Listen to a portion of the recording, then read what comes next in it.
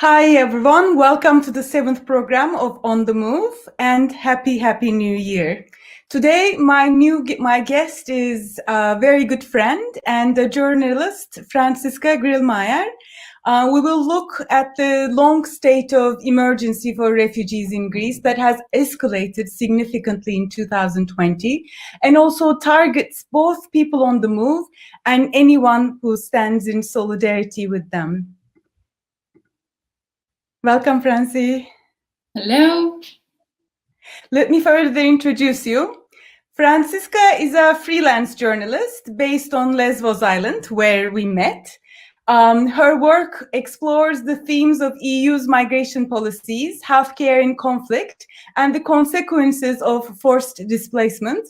She has previously studied international development and politics of conflict, rights, and justice. Her work is mainly published in German-speaking media, such as Der Spiegel and Die Zeit, but also in English, in Guardian and elsewhere. So, Franziska, the first thing I want to ask you is the freedom of press in Greece, especially with regards to the journalists who work with people on the move in Greece. Recently, a journalist, Yorgos Christides, who's a friend of ours, who has written extensively on exposing the pushbacks at the Aegean in Der Spiegel, wrote a piece titled Aegean Chronicles. And there he said, I'm quoting him, "Many critics of my reporting over the years, mostly fellow Greeks, accuse me that my work is the result of lack of patriotism and a perverse inclination to expose my motherland to foreigners and the horror, Germans for that matter." So as a journalist in Greece, especially in 2020, what are the changes that you have seen or experienced in terms of accessing information on doing research and work with the refugees in the islands and elsewhere in Greece? And what are the limitations that are imposed? Are there any criminalization processes, or is it just limiting the freedom of press? Can you tell what has been going on in 2020? Yes, first of all, thank you for having me, and I'm very excited to speak with you, Begüm, today. This year was a constant state of emergency in some way or the other. I remember coming back at the end of January and to Mytilene, the main town of Lesvos, and the women were marching in the streets from Moria, demanding freedom, demanding their rights, because they took everything with them. They took their kids on their shoulders, they took their papers, and that was the first time where I was actually taken aside with my camera, because usually I'm a writer, but sometimes I also take pictures, from the police, and was told that I should report in my own country and that I should leave the island. And that was like kind of the starter in January, where I have never felt very threatened to report on the island. I was very free in talking to people, in accessing just a time with people, to have these meeting spaces also in Moria, because of course before it was a military camp, but 15,000 people were living outside in the so-called jungle, so it was free for us, for the press, to go and meet with people. And now this completely changed from the beginning of January. And I think what Yorgos Christides also means, and I mean, he is a completely different target than me as an international journalist. He has to shoulder a lot more of criticism than me, because I'm writing mainly in German. As you said, I have other critics to deal with, but I don't have to face the harassment and also the political harassment a lot of times that Greek journalists and colleagues have to face. And this also starts, and we could see that in demonstrations in Athens, in Thessaloniki, when it came to cover migration also in the past, that it's not it's not the case only in this government now. It's also been the case under Syriza, and where journalists were blocked from reporting on people on the move. And now, of course, this peaked completely in the summer. Also, when, for example, like in April, when Turkey decided, or in March, when Turkey decided to open the borders, and then suddenly we had dozens of journalists rushing to the landings in March, and Europe in this hysteria, thinking that another 2015 would happen, and there was so much media coverage. And 3 boats arrived in Lesvos, yeah? And then suddenly, that was the last time I saw a boat arriving, because now if I would go to a landing, I would for sure be taken to the police station, be questioned, might be accused of smuggling and so on. Can you, for our audiences, can you explain what landing is? So, like, can you explain in what circumstances you would be at risk of being detained? So a landing is when people would arrive mainly in a dinghy from the Turkish shore to the Greek shore, which is on Lesvos. It's 8 nautical miles, so it's a very short distance. And so what we've seen sometimes in 2015 was that in peak times overnight, and we all know this, that 10,000 people would even arrive in 24 hours. That was the absolute peak in 2015. And now, since the EU-Turkey agreement in 2016, the numbers decreased enormously. And even this year, we had, I think, 4,500 landings on Lesvos. I mean, people arriving in boats, and that's 70% less than last year. But you were saying that if you happen to go for observing the landing, you would be for sure. So I interrupted you there. Yeah, so I mean, what we've seen also with colleagues who have been now at the spots where people would arrive, they were mainly asked by the police why they're here, how they knew from the landings, and they were accused of smuggling sometimes, of having contacts with people on the other side of the coast. And so you can feel there is this.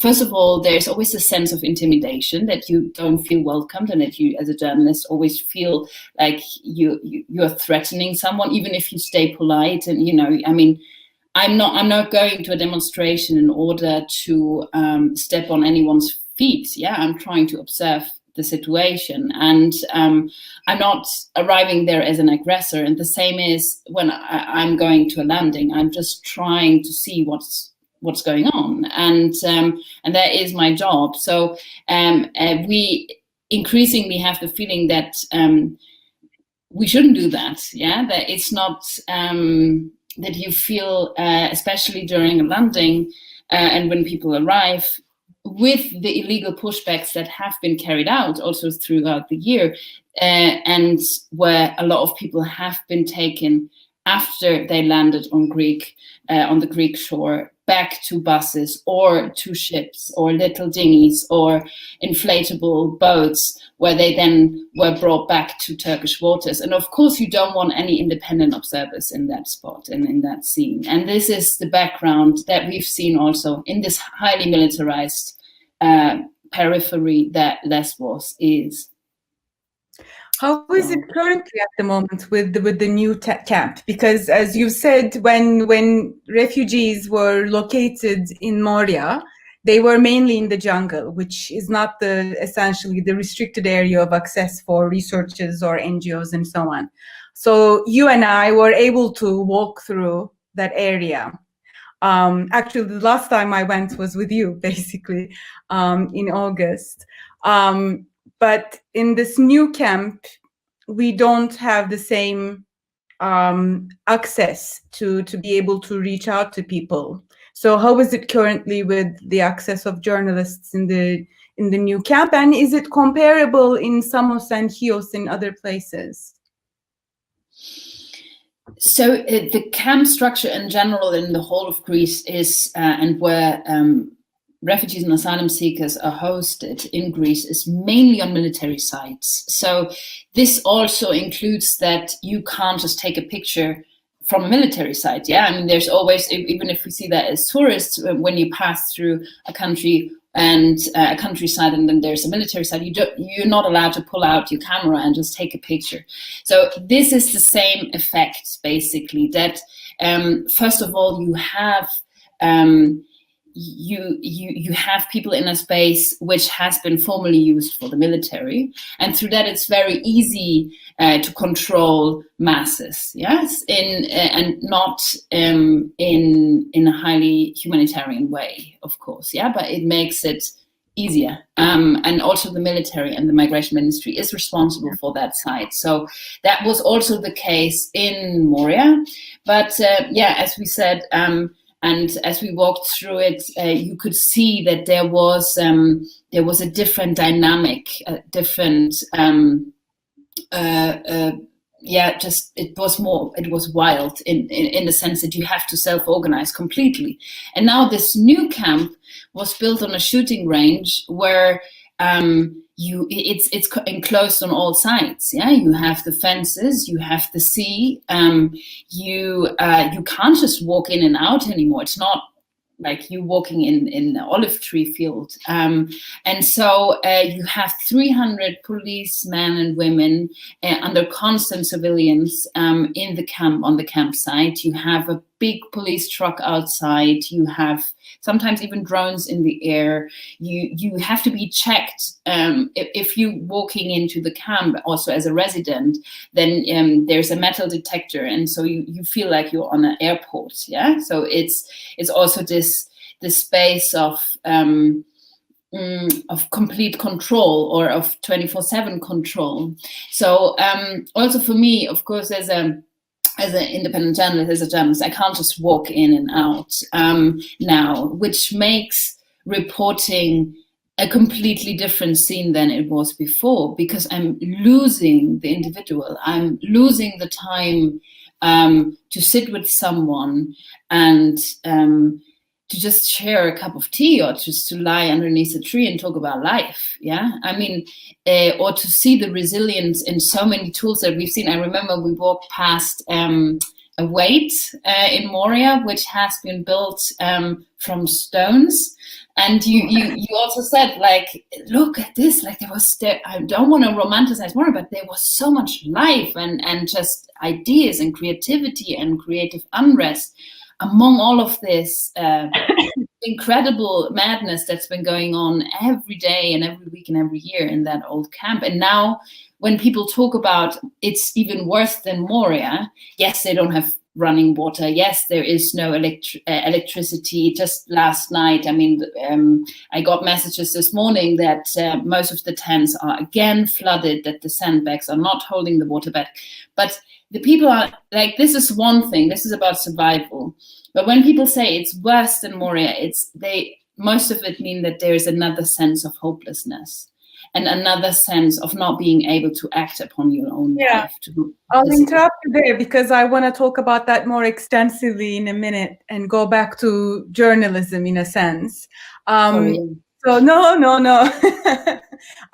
No, it's been going well. Staying on the same topic, with these limitations that you experience, you're still very prolific and writing a lot of materials and reports and pieces in the newspapers, mainly, as we said, in German, to German audiences. Do you have any sense of how the things you're writing about Greece and migration are perceived by German audiences? Well, I think you never know where your work goes, first of all.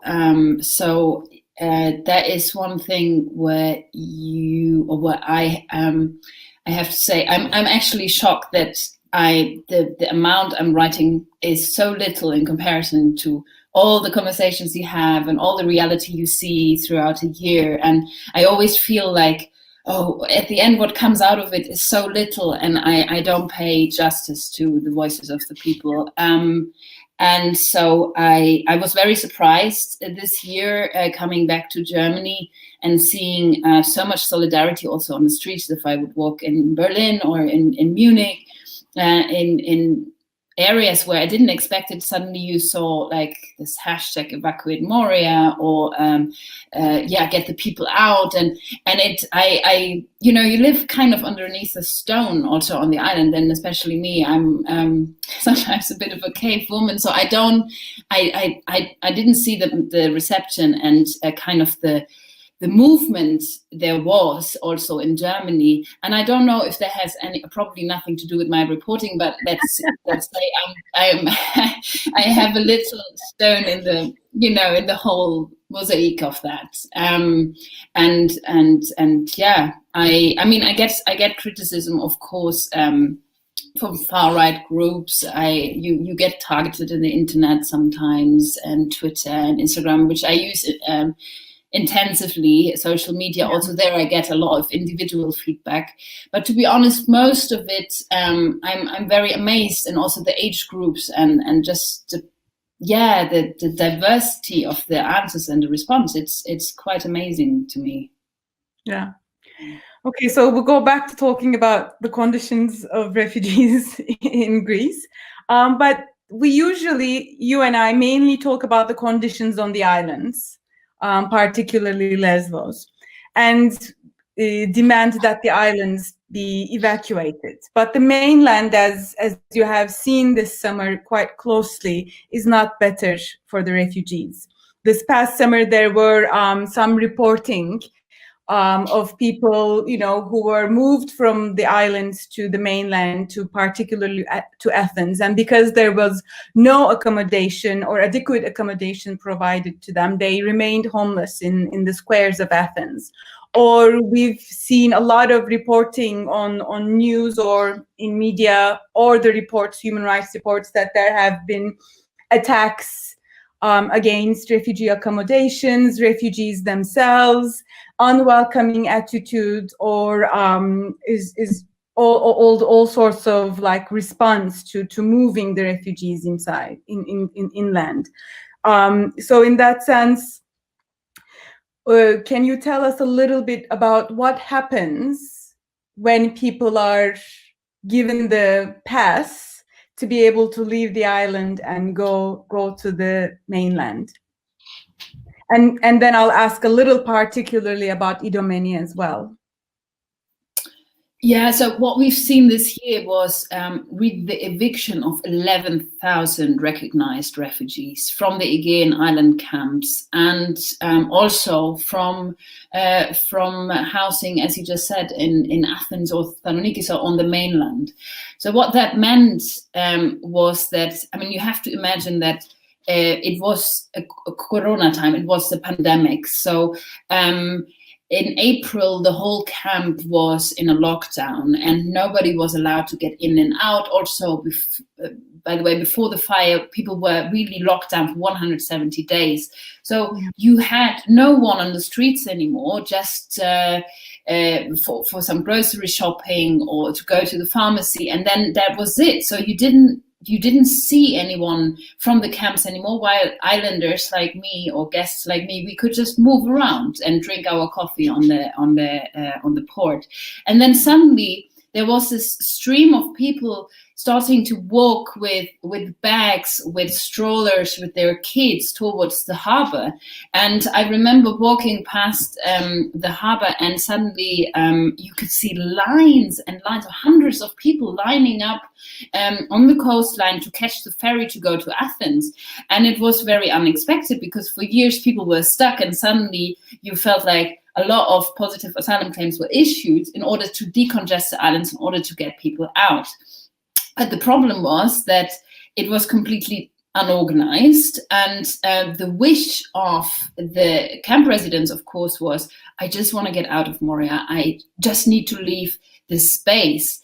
So the wish of the migration ministry at that time was decongest the islands, let the people go, so we have less numbers, and they will need to figure out a system on the mainland. They need to rent their own spaces, or they need to find a job, or they will get a travel ID and hopefully go to another European country. So this was, the thought of the Greek government. And reality was that people once landed in Athens, and I remember I was on a ferry with a group of people, and I tried to do the same journey with the family, and they were standing on the ferry and they said farewell to Lesvos, and then they arrived in Athens in a home at Victoria Square in homelessness.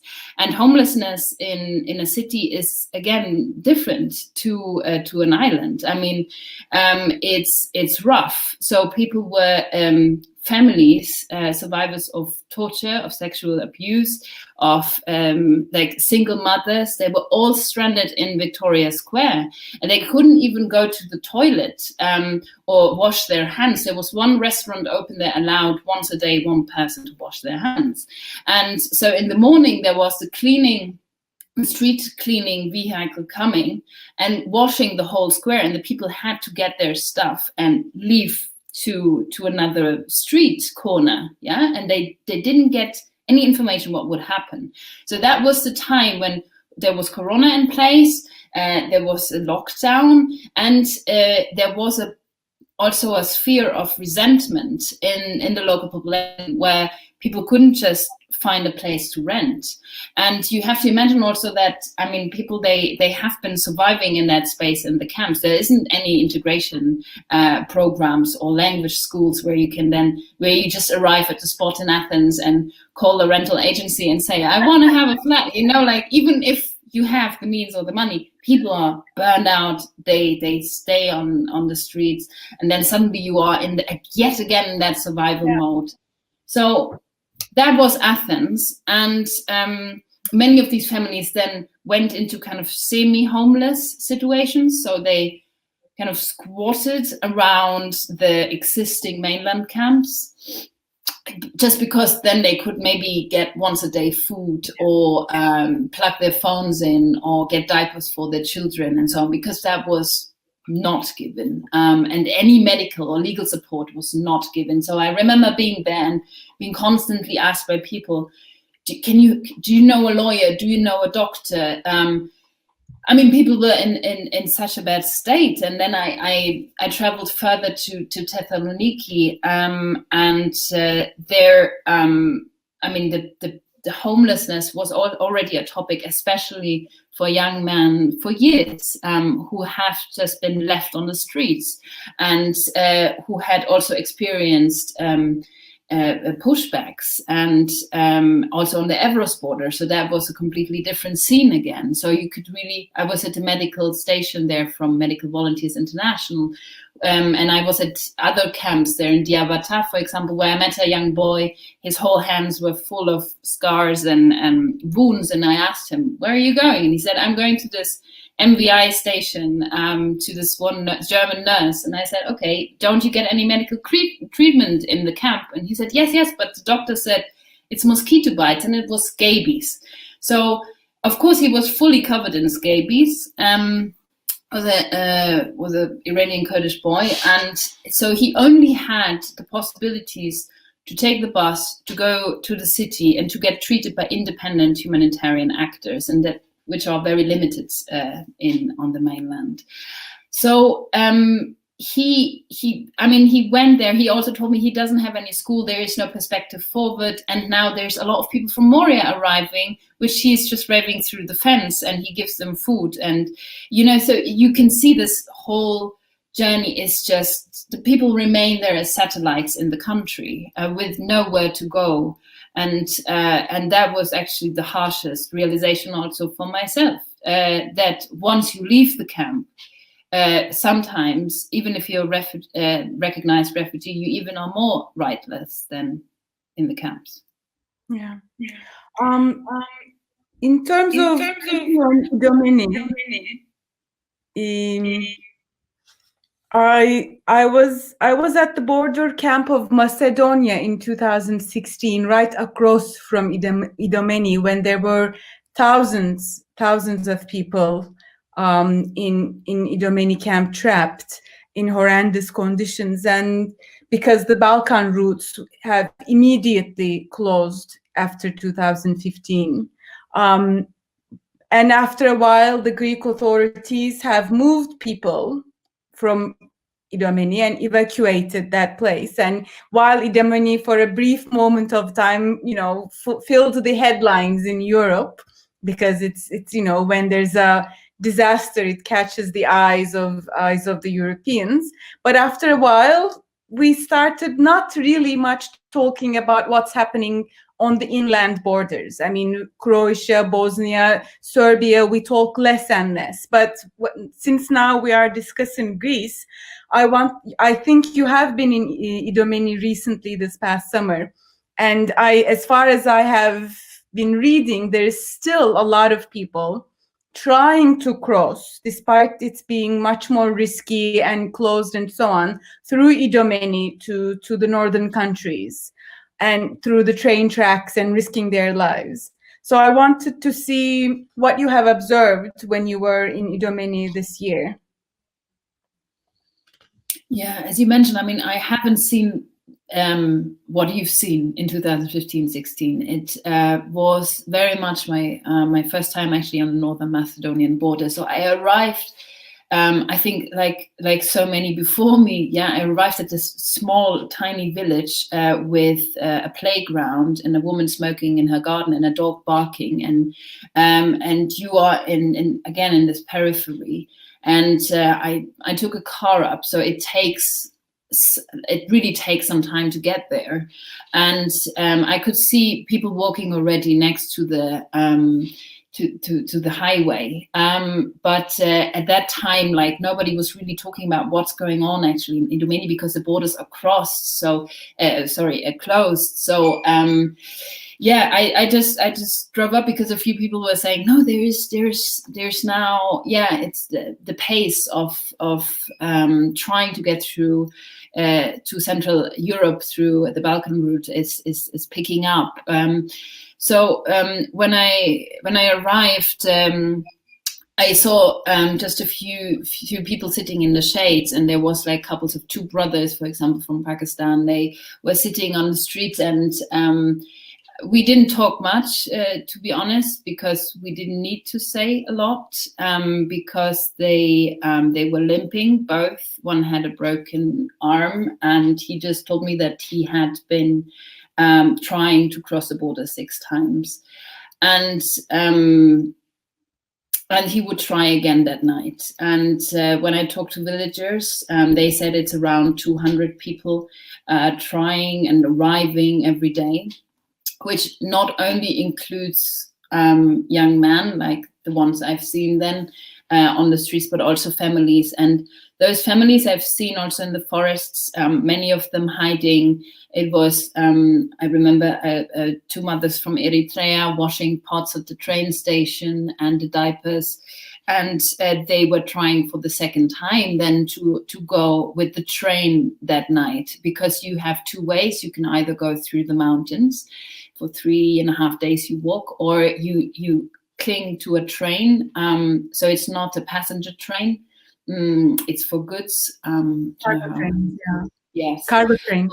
Cargo train. And it's highly dangerous. And one source from that area that didn't want to be named, but works there for 32 years now, told me also that what doesn't even appear in the Greek media is that people get electrocuted on their way, trying to cling on to the trains. And the only thing the source said that is then left in the media is if the train has a delay, but we don't hear of the death. But the source has said that she witnessed already 5 deaths in that year, and that was something unknown to me. I didn't read that in the papers, I saw a lot of that hopelessness, of course, on the borders. But what you have to say is that the people who end up in Idomeni now are the ones who still have some kind of strength or money left, and that is really like, I mean, the people from Victoria Square, for example, starting with Athens, they wouldn't have the power or strength anymore, and that's why I mentioned also me going there with the car for hours from Thessaloniki up, that they wouldn't have the power to walk there anymore. So I mean, talking from a personal perspective now. Yeah. So, and what was interesting for me also to see is that most of the people I spoke to that during their research, they've had positive asylum. So they were recognized refugees. So the ones who were trying to cross that you have observed were mainly the refugees who were granted asylum in Greece. Yes. But who didn't find the perspective to live on, to find a job, to get a house, or to go to university and so on. Yeah, that's new to me. I didn't know on that. Going back to the Greek authorities, transparency definitely has never been the strong point of Greek authorities now or before.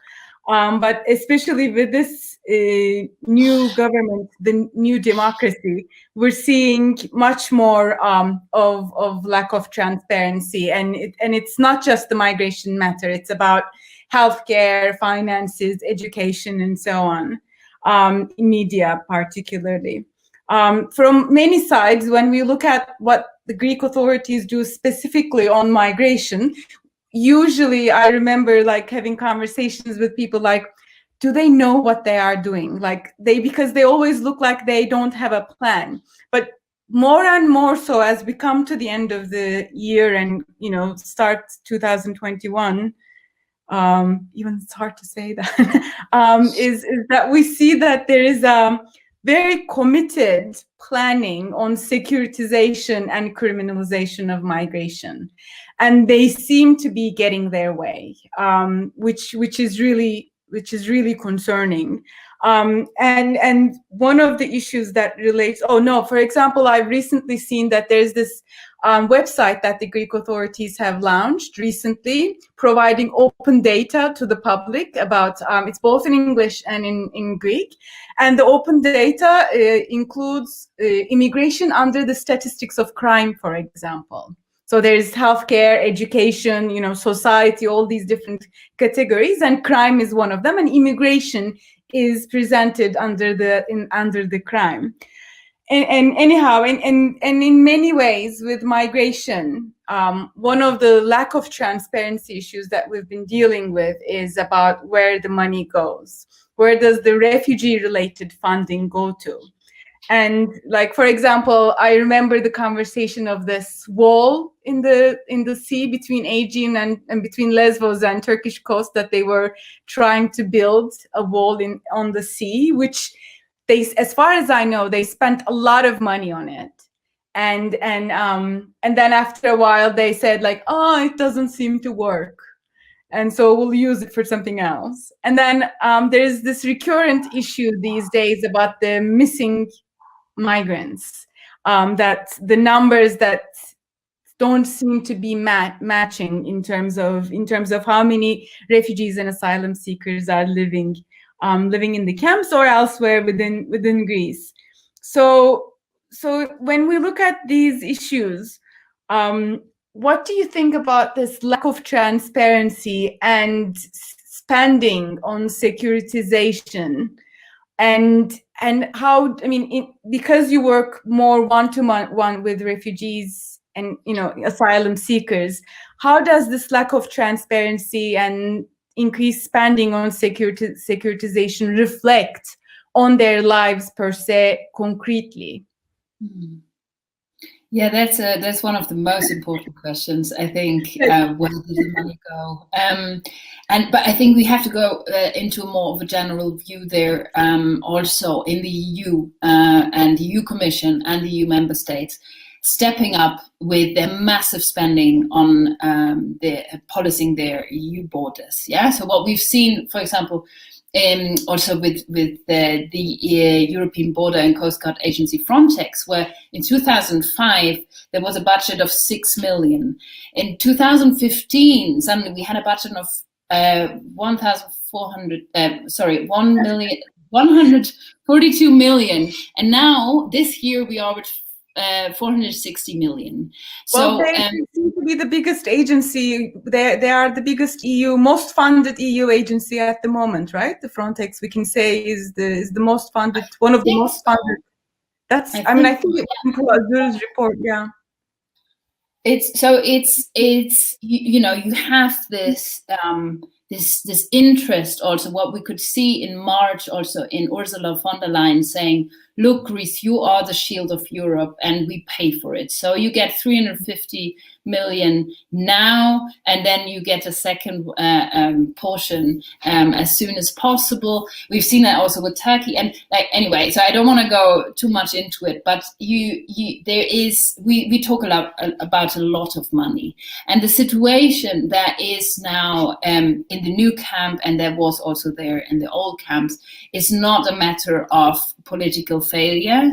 It's a matter of political calculation, and you don't see a lack of money and staff. You really see the lack of coordination of both.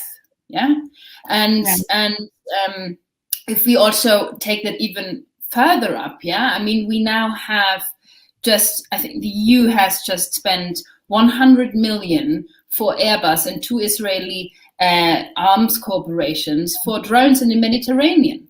So, I mean, and then you have to ask the question, like, is there any exterior control in place, and who controls that money, and who also has the interest to really track down where does this money go?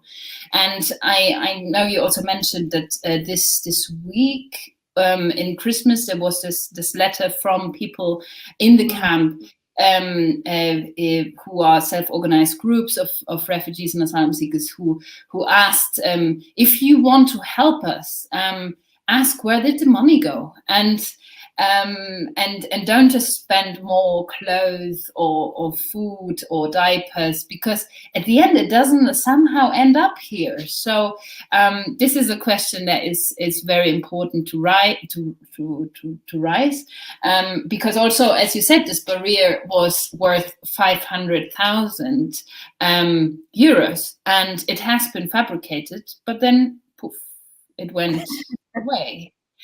And who's really putting the finger down and saying, look, what are you doing? Or where's this money? Because at the end of the day, this whole time in the last 5 years, we've seen kind of a bit of a laboratorium of how far can you go with human rights violations in order to keep people out from the borders. And this externalization policies cost a lot of money because it's securitization, like we've seen it, and we learn from a lot of other countries and in walls. And I mean, Europe has built so many walls now since the Berlin Wall. I think 3 times the length, and you have a real global market for global security. And there is a lot of money of ships, aircrafts, drones going in there, and it's not being spent on a dignified human living conditions. It's spent definitely otherwise. And you have a lot of surveys and investigations there, for example, from the Transnational Institute and so on. And as you said, like I'm focusing more on the human impact, and I don't want to go over and over, but what I can really say now is that the new camp, we can really see how the securitization has a direct impact on the mental health of the residents right now in the camp. My next question is on that, so I'm going to pause you there. Don't forget what you were going to say. Yeah. So we can hold on to it together. Hold on to it. Yeah. Because now I wanted to already move to the conditions on the islands. And one of the things that I have always admired about your work is both on social media and in your writing, you have put a lot of effort into not just to focus on the hellish conditions of the islands, but you have spent extended amounts of periods with people, especially when they were in Moria.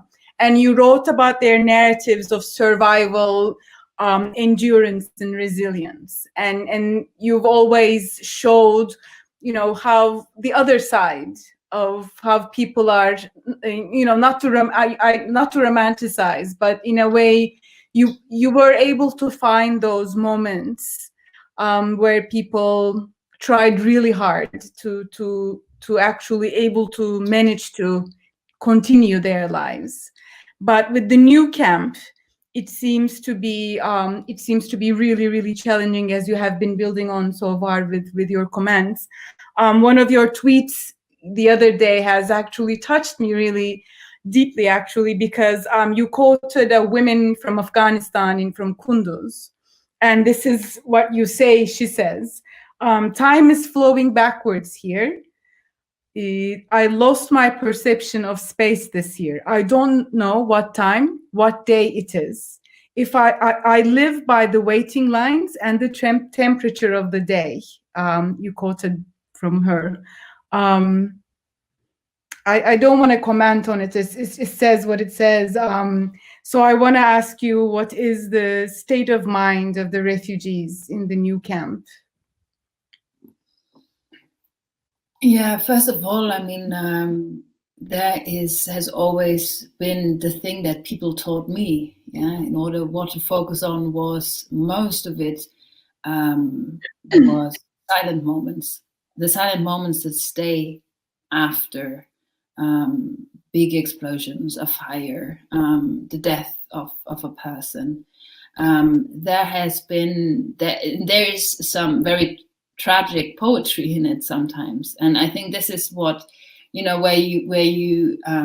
I have what actually, to become personal, what breaks me most is their quietness, and in that quote also what she said. She just said it on a little parking space, after picking up 5 liters of oil, and where we had 2 lines, and I waited in one line to enter the supermarket, and I because I'm white and an islander, I don't have to put my backpack in a closet.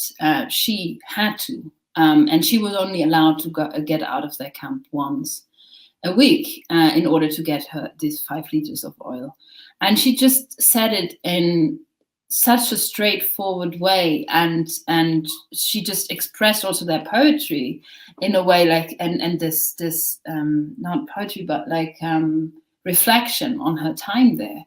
And there is most of it really is, and I remember also when we were together after the fire, after the people were for 9 days locked down in that space from the police, and we walked there together. And I remember the small boy who asked us, "So what time is freedom?"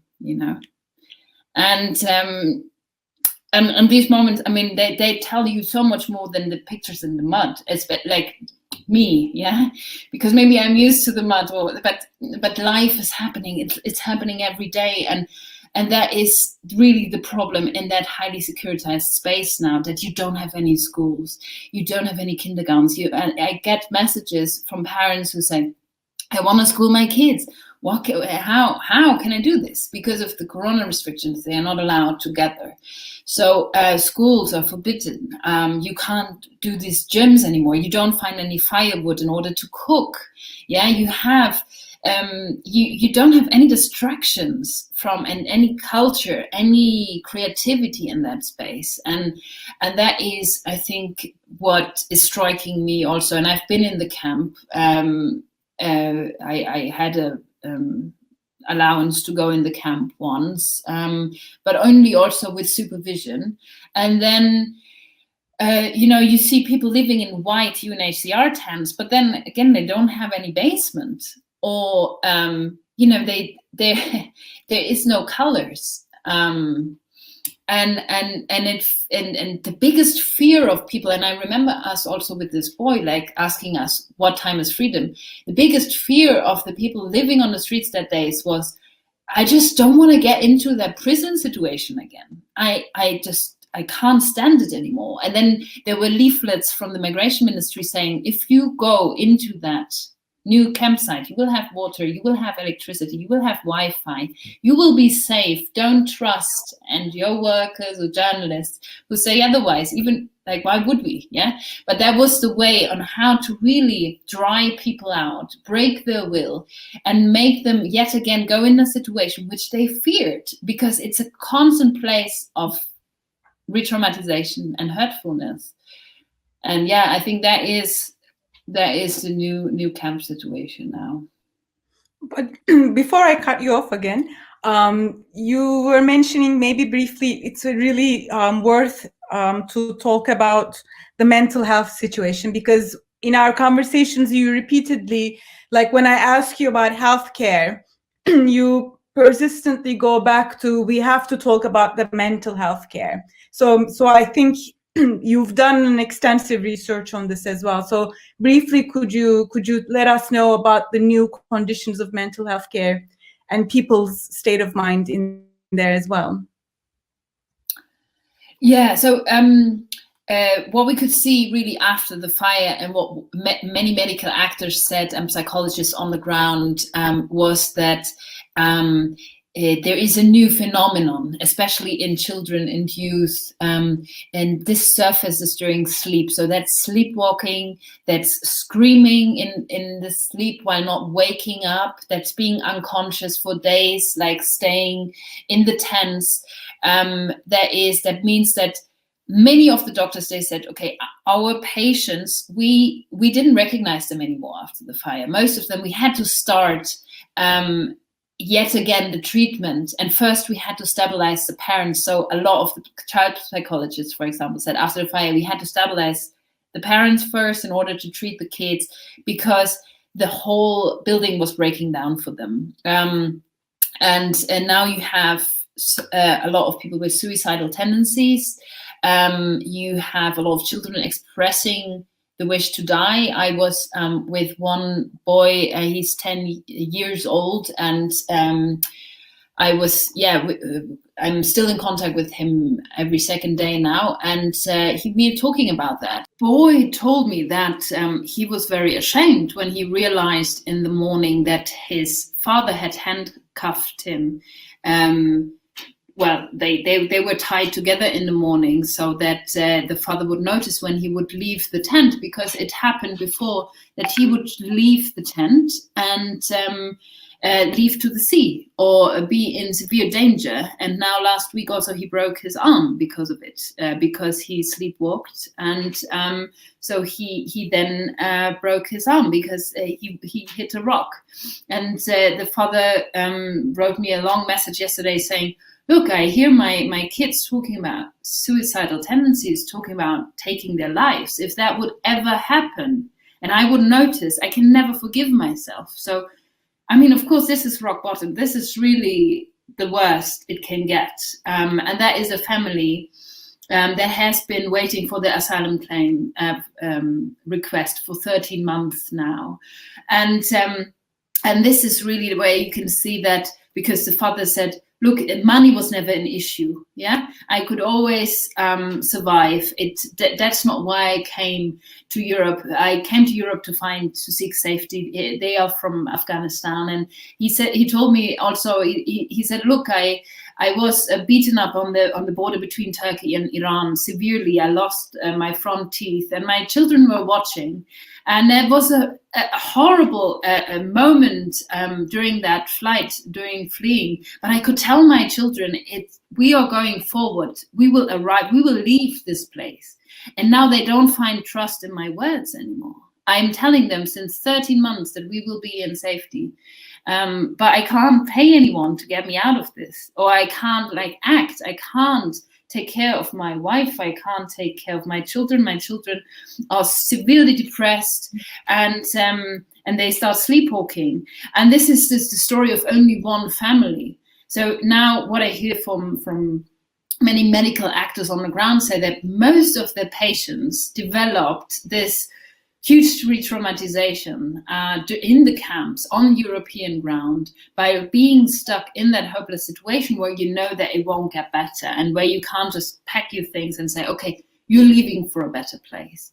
So this has reinforced the trauma on the people immensely, and especially after the fire, where a lot of kids just lost the trust in being able to sleep because you're constantly waking up. Yeah, there's this constant noise. Now you are on a construction site again. You are in this morning. Another camp resident wrote me, I can't listen to that noise anymore. It doesn't stop. The rain doesn't mean that it's only wet. It means that it drums on your head and you can't sleep.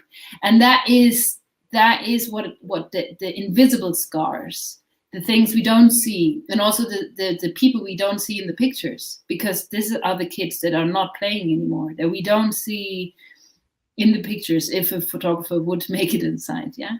But they are the ones which you are in the tents and who remain invisible. And I think this is that's why I pay a lot of attention to it, trying myself to remind myself of it, that it's especially that, again, silent moments or invisibility that strikes most.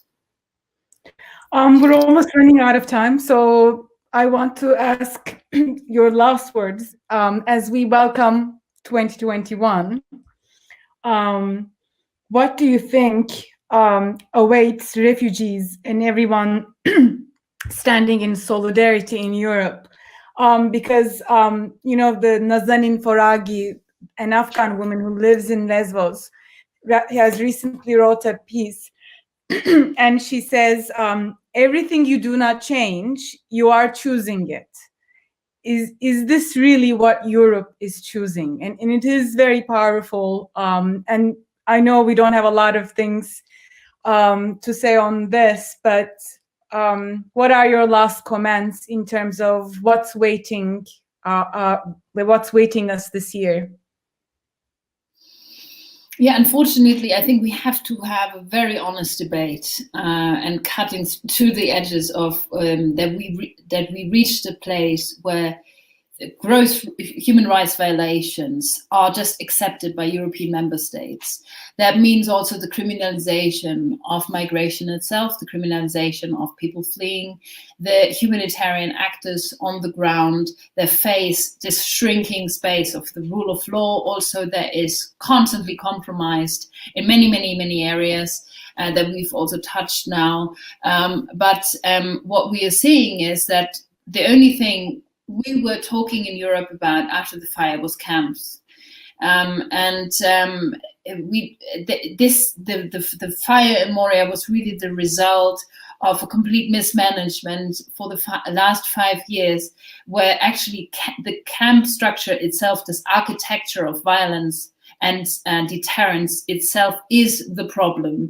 But we don't have a debate where we see that taken towards finding alternatives, for example, like solidarity camps and alternatives like Pikpa that we've seen closing this year, which was a site for over 80 people, especially vulnerable cases with people with disabilities, but also single mothers or people from the LGBTQ community, where they could just design their own space, where they could be part of life, where you had these intersections of people who would live on the island, of fishermen, of monks, of students, and then of also people who would arrive on Lesbos. And what we are seeing, and what I've seen in the past week, I was driving up a small mud road to the very backyard of the island, so next to a waste dump,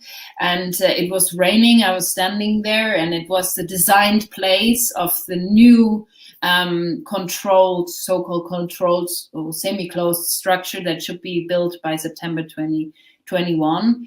And I had a few sheep looking at me, and you are in the middle of nowhere. You need 2 hours in order to walk to a supermarket, but also you wouldn't need a supermarket. This is what the EU Commission has said in the Migration Ministry, because what is being planned is that you have now camp structures in place where you would be contained and completely kept away from the local eye, from anyone, from normal life. And that is the moment that I'm fearing most, that if we lose this intersection, if we lock people away even more than we are doing it now,